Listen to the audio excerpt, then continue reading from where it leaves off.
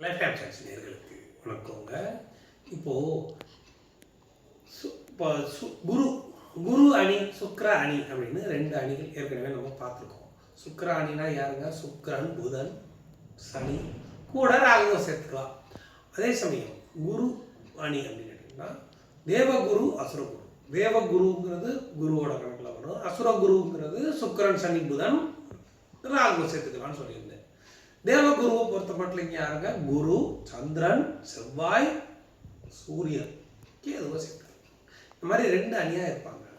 அப்படி இருக்கும்போது ஒரு ஜாதகத்தில் அவங்க ரெண்டு பேரும் தனித்தனியாக பிரிஞ்சு இருந்துட்டாங்க அப்படின்னா மிகப்பெரிய யோகம் இருப்பாங்க. எப்படின்னா சந்திரன், குரு, சூரியன், செவ்வாய் அவங்களுக்குள்ள பார்த்துக்கிறது, சுக்கிரன், புதன், சனி அவங்களுக்குள்ள பார்த்துக்கிறது. மொத்தத்தில் இவங்க அவங்கள பார்க்கல, அவங்க இவங்களை பார்க்கல. நான் சொல்கிறது ரொம்ப முக்கியமான டாப்பிக்கு. அதை நீங்கள் பார்த்தீங்கன்னா உங்களுக்கு விஷயம் இதில் வரும். சுக்கிரன், புதன், சனி அவங்களுக்குள்ள பார்த்துக்கலாம். சந்திரன், குரு, சூரியன், செவ்வாய் அவங்களுக்குள்ள பார்த்துக்கலாம். இவங்களெலாம் மிக்ஸ் ஆகிடக்கூடாது. இப்படி இருந்துட்டாதான் இடை ஜாதகங்களாக வந்துடும். அதாவது பலன்கள், யோக பலன்களும் கஷ்டங்களும் சேர்ந்த மாதிரி வந்துடுது. ஆனால் இந்த மாதிரி பிரிஞ்சு இருக்கிறது அப்படிங்கிறது பெரிய யோக அமைப்புங்க. எல்லா ஜாதகத்துலேயும் அது அமையாதுங்க. அதே சமயம் நான் அடிக்கடி சொல்லுவேன், பௌர்ணமி யோகம் அப்படின்னு ரொம்ப ரொம்ப பெரிய யோகங்க. பௌர்ணமி யோகத்தில் என்ன கிடைக்கும்னு சொல்லியிருக்கிறேன் அப்படின்னா, பௌர்ணமி யோகத்தை பொறுத்த மட்டும் மற்ற கிரகங்கள் இருக்கிறத பொறுத்து மற்றது பேசணும். பொதுவான விதிவிலக்கு என்னன்னு கேட்டிங்கன்னா, பௌர்ணமியில் பிறந்தவர்களுக்கு பிறப்பிலிருந்து இறப்பு காலம் வரைக்கும் அவங்களுக்கு ஆயுசும் நல்லா இருக்குங்க. அது ரொம்ப முக்கியமான விஷயம். பௌர்ணமியில் பிறந்தவங்களுக்கு ஆயுசும் ரொம்ப நல்ல அமைப்பாக இருக்கும். அதுக்கு அடுத்தபடியாக அவங்களுக்கு பிறந்ததிலிருந்து அவங்களுக்கு வேணுங்கிற உணவு அவங்க என்ன நினைக்கிறாங்களோ அது அப்பாக்கப்பா அமையும். இதில் தங்குதடையே இருக்காது. அவங்க நினைக்கிறது மட்டும் கண்டிப்பாக கிடைக்கும் உணவில். அதுக்கு அடுத்தபடியாக இடமும் அப்படித்தாங்க. இவங்க பிறந்துட்டாங்கன்னா அதுக்கு தகுந்த மாதிரி அவங்க அம்மா அப்பா சாதாரணமாக இருந்தாலும் அவங்க பெரியலாம் வந்துடுவாங்க. இதுதான் யோக அமைப்புங்கிறது. அதுக்கு அடுத்தபடியாக பார்த்தீங்கன்னா அவங்களுக்கு இடம் சொல்லிட்டேன், உணவு சொல்லியாச்சு, ட்ரெஸ்ஸு என்ன நினைக்கிறாங்களோ உடை அவங்க நினைக்கிறத அவங்க நினைச்சபடி பண்ணுவாங்க. மனசு ஃப்ரீயாக இருக்கிற மாதிரியே அந்த பௌர்ணமி யோக அமைப்புகள் அமையும். அதுக்கடுத்தபடியாக மனைவி, குழந்தைகள், அண்ணன், தம்பி, உறவுகள் அப்படிலாம் வரும்போது மற்ற கிரகங்கள் அமைப்பு அதெல்லாம் நம்ம பார்க்கணும். இப்போ பார்த்து தான் அதுக்கு ஒரு முடிவுக்கு வர முடியும். இப்போ ஒருத்தர் கமெண்ட்ஸில் கேட்டிருந்தாரு, 10/11/2011 கிரக அமைப்பு படி அவங்க பையனுக்கு கேட்டிருந்தாரு. அந்த கிரக அமைப்பு நான் இப்போ சொல்கிறேன் பாருங்க, அது நல்ல ஒரு அமைப்பாக அது வந்திருக்குதுங்க. அப்படி தான் அமையணும். அப்படி அமையும் போது ரொம்ப நல்ல யோகங்கள் அமையும். இப்போ நேற்று கூட ஒரு வீடியோவில் சொல்லியிருந்தேன், சந்திர திசை வருதுங்க, அந்த தொடர்ந்து வந்தால் சந்திர திசை, செவ்வாய் திசை, ராகு திசை, குரு திசைன்னு வந்தால் அதிலே 51 வயசு ஓடி போயிடும்னு சொல்லியிருந்தேன். அதே மாதிரி இந்த ஜாதகத்தில் பார்த்தீங்கன்னா கிரக அமைப்புகளுக்கு தகுந்த மாதிரி அந்த லக்னமும் அமைந்து, ரொம்ப முக்கியங்க நான் சொல்கிறதுல, லக்னமும் அமைந்து அந்த சந்திரன் உட்கார்ந்துருக்கும் திசையும் நல்லா வந்துருச்சு அப்படின்னா சொல்ல வேண்டியதே இல்லைங்க. செம்ம டாப்பாக இருக்கும். அது ஆணாக இருக்கட்டும் பெண்ணாக இருக்கட்டும், அது ரெண்டாவது விஷயம். யாராக இருந்தாலும் அவங்களுக்கு யோக அமைப்புகள் அம்சமாக அமையும். அம்மா அப்பா இவங்க பிறக்க முன்னாடி சாதாரணமாக இருந்தாங்கன்னா கூட இவங்களுக்கெல்லாம் கிடைக்கணும்ல, அதுக்காகவே அவங்களுக்கு அமையும். அப்போ அவங்களும் ஒரு வகையில் கொடுத்து வச்சுருந்தா தானங்க அவங்களுக்கும் கிடைக்கும். அதையும் நம்ம பார்க்கணும்ல. எல்லாமே ஒரு செயின் தான். நம்மளா தனிப்பட்ட முறையில் யோசித்து எதுவும் நடக்க போகிறதில்லை. நம்ம திட்டமிடுபவன் மனிதன், முடித்து வைப்பவன் இறைவன். இதுதான் மெயினான சயின்ஸ். நீங்கள் திட்டமிடலாம், யாராக இருந்தாலும் திட்டமிடலாம், முயற்சி எடுக்கலாம், எதுவுமே தப்பு கிடையாது. ஆனால் ஒரு விஷயம் நடக்கணும், அது நல்லபடியாக நடக்கணும் அப்படிங்கிறதுலாம் ஆண்டவன் கையில் இருக்குது அப்படிங்கிறது தான், வேற ஒன்றும் இல்லை. இப்போது அந்த கிரக அமைப்பு சொல்கிறேன் பாருங்க, 10/11/2011 எந்த மாதிரி அந்த பௌர்ணமி யோக அமைப்பு உட்கார்ந்துருக்கு அப்படிங்கிறதையும், அதே சமயம் மற்ற கிரகங்கள் எப்படி பிரிஞ்சு தனித்தனியாக இருக்குது, திசைகள் எப்படி வருது அப்படிங்கிறதையும் இப்போ நான் காட்டுறேன். இதில் என்ன யோகா அமைப்புகள் வரும்னா, பௌர்ணமி யோகா அமைப்பு வருதுங்க. சூரியன், அதாவது அரசு சம்பந்தப்பட்ட வகையில் நல்லா அமையணும் அப்படின்னா சூரியன் நல்ல நிலைமையில் இருக்கணும். அந்த சிம்மம் சூப்பராக இருக்கணும். அந்த சிம்மத்தை குரு பார்க்கணும். சந்திர அதியோகத்தில் கிரகங்கள் இருக்கணும். இத்தனை இருக்குதுங்க. லக்னத்தை சந்திரன் பார்க்கறது, குரு பார்க்கறது, இதெல்லாம் இருந்துச்சுன்னா பெரிய யோகங்க. அந்த மாதிரி அமையணும். இப்போ இந்த ஜாதகத்தில் எப்படி வந்திருக்கு அப்படிங்கிறத நான் சொல்கிறேன். இப்போ பார்த்துக்கோங்க, நான் போட்டுக்கிறது 10/11/2011 சாயந்தரம் 5 மணி கிரக அமைப்புப்படி அது லக்னம் அமைஞ்சிருக்கிறத சொல்லியிருக்கிறார் அவரு. அதில் பாருங்க, துலா லக்னங்க. துலா லக்னத்துக்கு லக்னத்தில் சூரியன். ஒவ்வொன்றா நான் அப்புறம் சொல்லிட்டு வரேன். முதல்ல கிரக அமைப்பை சொல்கிறேன் பாருங்க. லக்னம் துலா லக்னம். துலா லக்னத்துக்கு லக்னத்தில் சூரியன், 2ல் சுக்கிரன் புதன் ராகு, 3ல் யாரும் இல்லை, 4ல் யாரும் இல்லை, 5ல் யாரும் இல்லை, 6ல் யாரும் இல்லை, 7ல் சந்திரனும் குருவும், 8ல் கேது, 9ல் யாரும் இல்லை, 10ல் யாரும் இல்லை, 11ல் செவ்வாய், 12ல் சனி. இதுதாங்க கிரக அமைப்பு. இப்படி இருக்க நான் சொல்கிறேன் பாருங்க, ஒவ்வொரு நேரம் நான் சொல்லிட்டே வரேன் பாருங்க, எந்த மாதிரி இந்த கிரக அமைப்புகள் உட்கார்ந்துருக்கு அப்படிங்கிறது நீங்கள் நல்லா பார்த்துக்கோங்க. அதுக்கப்புறம் என்னங்கிறது நான் அப்புறம் ஒவ்வொன்றா சொல்கிறேன். இவர் பிறந்தது பார்த்தீங்கன்னா பரணி 1ஆம் பாதம், சுவதி பரணி 1ஆம் பாதம். இந்த பையன் பிறந்தது வந்து 2011 பரணி 1ஆம் பாதத்தில் இவர் பிறந்திருக்காரு. பரணி 1ஆம் பாதத்தில் பிறந்தபோது இவருக்கு சுக்கிர திசை இருக்குங்க. சுக்கிர திசை ஆரம்பிச்சது 2011 கணக்கு போட்டுட்டோம்னா இப்போ வந்து இவர் மொத்தத்தில் வந்து இவருக்கு ஒரு 2011 சுக்கிர திசைங்க நடக்குது. இப்போ நான் விஷயத்தை சொல்லிடுறேன் பார்த்துக்கோங்க. சுக்கிரனும் புதனும் ராகு உடைங்க. ராகு எங்க இருக்காருன்னா இவர் கால் வாங்கியிருக்கிறது பார்த்தீங்கன்னா கேட்டை 2ஆம் பாதத்தில், அதாவது அம்சத்தில் இங்கே இருப்பார். ஆனால் இந்த லக்னாதிபதியான சுக்கிரனும் இந்த 9ஆம் அதிபதியான புதனும் சேர்ந்து ராகுவோட இருக்கிறாங்க. ராகுகளை கெட்டு போயிடுவாங்க. ஒரு பாயிண்ட் சொல்லிடுறேங்க, அவன் லக்னாதிபதியாகி கெட்டு போயிடுவாருங்க அப்படின்னு நம்ம யோசிக்கலாம். கரெக்டுங்களா? சுக்கிரனும் புதனும் ராகுவால் பாதிக்கப்பட்டிருக்கலாமே அப்படிங்கிறது ஒரு பாயிண்ட். சரி, அதுக்கடுத்து சூரியன் லக்னத்தில் இருக்காருங்க, அவர் நீசம் அடைஞ்சிருக்காருங்க, அவர் எப்படிங்க நல்ல பலனை தருவார் அப்படின்னு. 12ஆம் வீட்டில் சனி இருக்கிறாருங்க, அது நல்ல அமைப்பு இல்லையேங்க அப்படி. அடுத்தபடியாக 11ஆம் இடத்துல செவ்வாய் தனியாக தான் இருக்காங்க. சந்திரனும் குருவும் 7ஆம் வீட்டில் இருக்கிறாங்க. குரு வக்ரமாக இருக்கிறாருங்க அப்படின்னா இந்த இடத்துல தான் சொல்ல வேண்டியது நான் சொல்லிட்டேன். நீ அடுத்த பாயிண்ட்டுக்கு நான் வரேன். லக்னாதிபதி சுக்கிரனும் புதனும் சேர்ந்து 1, 9 குடையவர்கள் சேர்ந்து 2ஆம் வீட்டில் இருப்பது நல்ல யோகம். தனஸ்தானத்தில் போய் இருக்கிறது நல்ல யோகம். ராகுவையும் சுபத்துவப்படுத்திடுவாங்க. ஆனால் இந்த சுக்கிரனும் புதனும் ஸ்ட்ராங்காக இருக்காங்க. எப்படி அப்படின்னு கேட்டீங்கன்னா, இப்போதான் சொன்னேன், ராகு வந்து கேட்டை 2ஆம் பாதத்தில் இருக்கும்போது இங்கே வந்துடுறாரு அம்சத்தில், கேட்டை 2ஆம் பாதத்தில் இருக்கிறார்.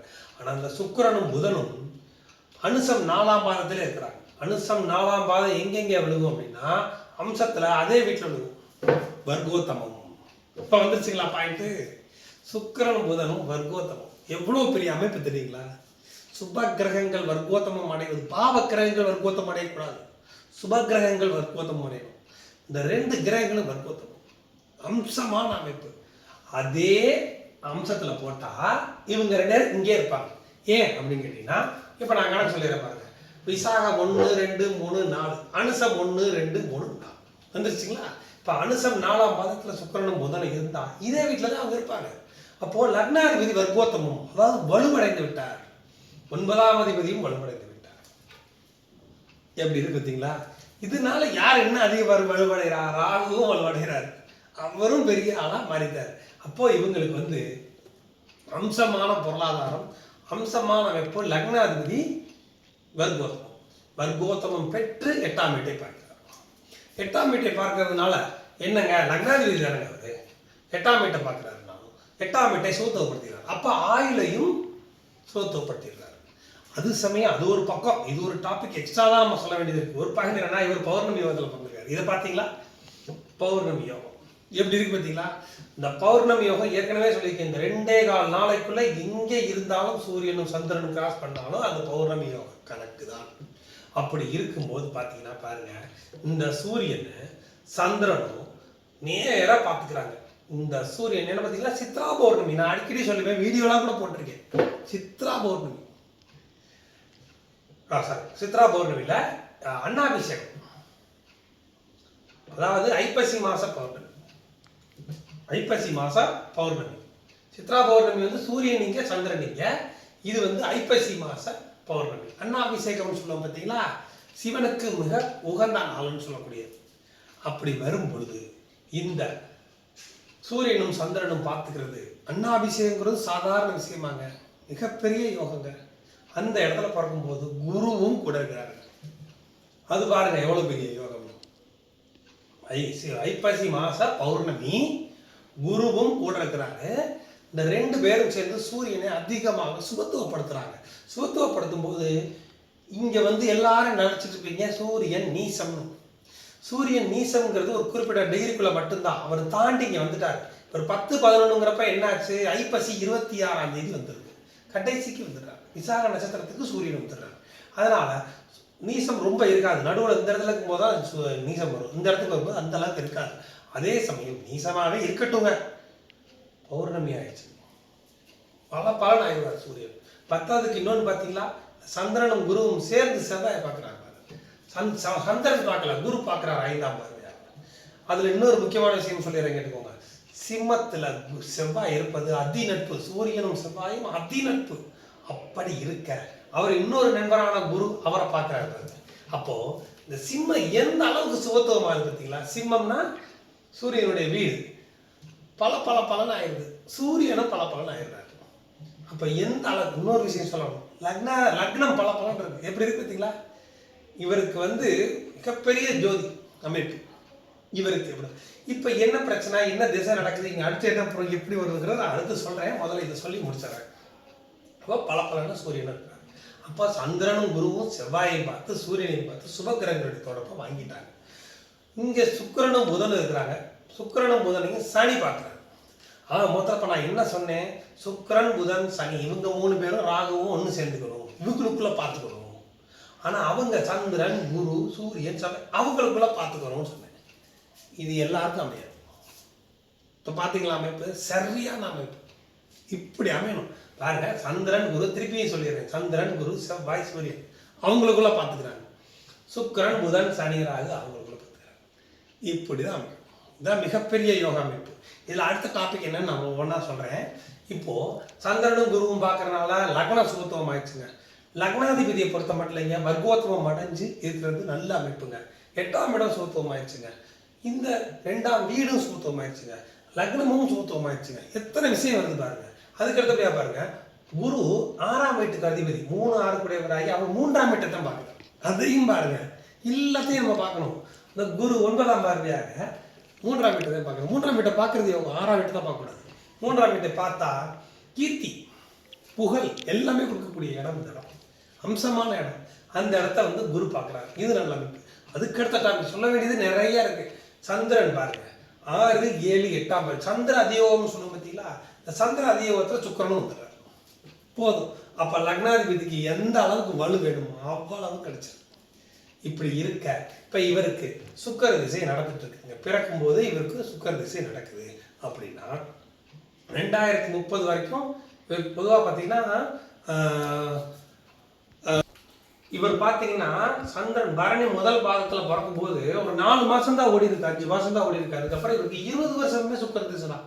இப்படி சுக்கிர திசை இருக்கும்போது இவருக்கு என்ன ஆயிடுது அப்படின்னு கேட்டீங்கன்னா 2011 நவம்பர்லேருந்து 2031 ஏப்ரல் வரைக்கும் சுக்கிர திசை நடக்குது.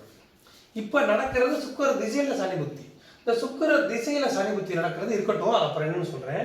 அதுக்கு அடுத்து புதன் புத்தி, அதுக்கு அடுத்தது கேது புத்தி, அதுக்கு அடுத்தது சூரிய திசை.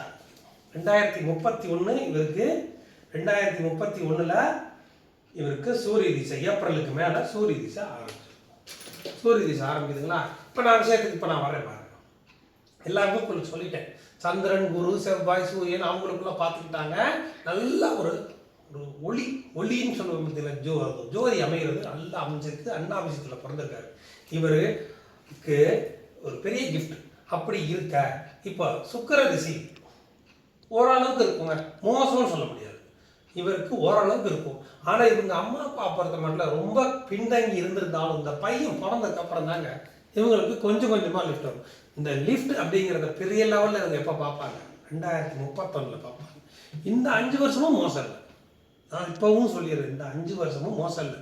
இவர் படிப்பை பொறுத்த மட்டும்ங்க சும்மா அம்சமாக அரசு சம்மந்தப்பட்ட வகையில் கலெக்டருக்கு கூட படிக்கலாங்க. அந்த அளவுக்கு அமைப்பு. சுக்கிரனும் புதனும், இதை முதல்ல யோசிக்கணும். சுக்கிரனும் புதனும் வர்க்கோத்தமும் அது ரொம்ப ரொம்ப நல்ல அமைப்பாக கொடுக்குது. ராகு ஓட இருந்தாலும் வர்க்கோத்தமம் அடைஞ்சனாலும் அவங்க வலுவை அவங்க இழக்கல. அந்த பாயிண்டை உங்களுக்கு சொல்லிடுறேன், அப்போ தான் அவங்களுக்கு புரியும். அவங்க வலுவை அவங்க இழக்கல. இது ஒரு முக்கியமான பாயிண்ட். அதுக்கு அடுத்தபடியாக பாருங்க, சனி அவர் 4 5 கூடவராகி பார்க்கறது இன்னும் மோசம் கிடையாது. இன்னும் ஏன் மோசம் கிடையாது, நான் இப்போ சொல்லிடுறேன், அதையும் சொல்லிடுறேன். ஏன் மோசம் கிடையாது அப்படின்னா, இவர் அதிநட்பு வீடான புதனுடைய வீட்டில், அதுவும் கன்னி அவருக்கு ரொம்ப பிடிச்ச வீடு, அங்கிருந்து பார்க்கறது தப்பு கிடையாது. அதே சமயம் இன்னொரு விஷயம் இருக்கு, அதுக்கு மேலே பாப்பான்னு சொல்லலாமே. சந்திரன் 8ஆம் பார்வையா சந்திராதிபத்திலையும் பார்க்குறாரு. சரிங்க, சந்திரன் பாவகிரகத்தை பார்க்குறாருங்க, சுபகிரகத்தை பார்த்த போல பாவகிரகத்தை பார்க்குறாரு. அது வந்து கெடுதலாக வந்துடாதா? வராது. ஏன்னா அவர் பௌர்ணமி சந்திரன், இப்படிதான் தோணும். பௌர்ணமி சந்திரன் அதுக்கு அடுத்தபடியா இதுக்கு சனிக்கு விதிவிலக்குங்க. நல்லதுதான் பண்ணுவாரு, கெடுதல் பண்ண முடியாது அவரால். இப்போ இந்த கிரக அமைப்புகளை அடுத்து நான் சொல்லிடுறேன் பாருங்க. சுக்கிர திசையும் இவருக்கு மோசம் கிடையாது. ஆனால் நம்ம இவெல்லாம் நிறைய பேசுகிறோமே, எனக்கு அந்த மாதிரிலாம் ஒன்றும் நடக்கலைன்னு இப்போ அவங்க நினச்சிட்டு இருப்பாங்க. ஏன் கேட்டிங்கன்னா, சுக்கிர திசை முடிஞ்சதுக்கு அப்புறம் தான் ரொம்ப டாப்பாகும். இதுதான் இதில் விஷயமே. சுக்கிர திசை முடிஞ்ச சூரிய திசை ஆரம்பிக்கும், சூப்பராக இருக்குங்க.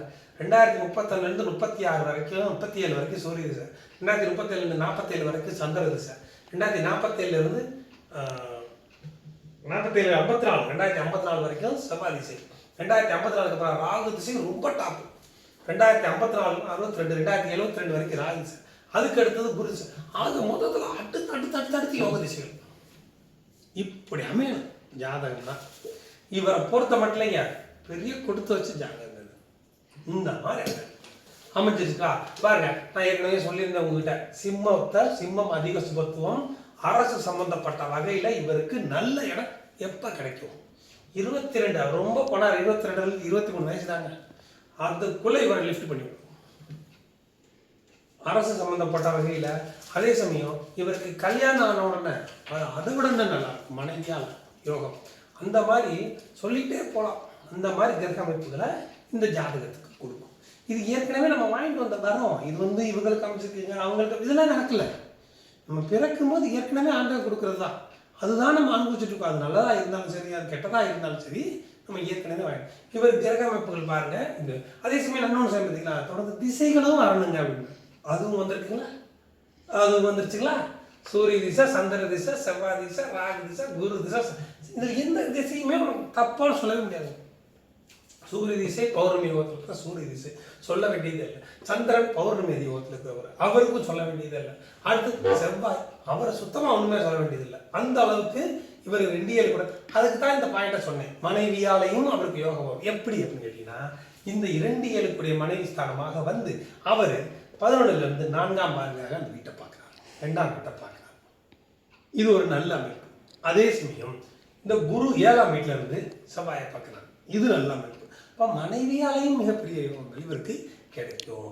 இவருக்கும் கலெக்டராக கூட யோகம் இருக்கு. அதுக்கு அடுத்தபடி அரசு துறையில் பெரிய போஸ்ட்டுக்கே போகிறவங்களுக்கு இவர் ஜாதகத்தில் சூரிய திசை, சந்திர திசை 2மே போதுங்க. அதுக்கப்புறம் இவரோட 23 வயசுக்கு மேலே ரொம்ப டாப்பாக இருப்பார். அம்மா பார்க்க எப்படி இருக்கும்? அம்மா பார்க்கும் சூப்பர். அவங்களுக்கும் நல்ல ஆயுளோட நல்லா இருக்கக்கூடிய வாய்ப்புகளை அதிகமாக கொடுப்பார்.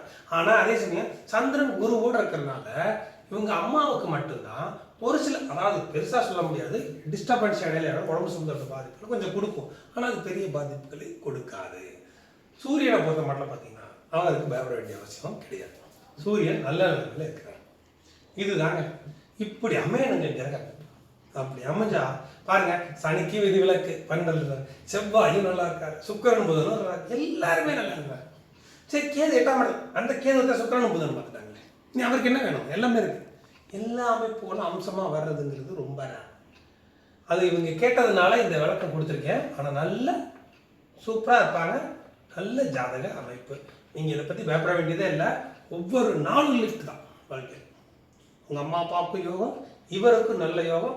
படிப்பை பற்றி பயப்பட வேண்டியதே இல்லை. இவர் என்ன நினைக்கிறாரோ படிப்பார், இவர் நினைச்சபடியே எல்லாம் நடக்கும்.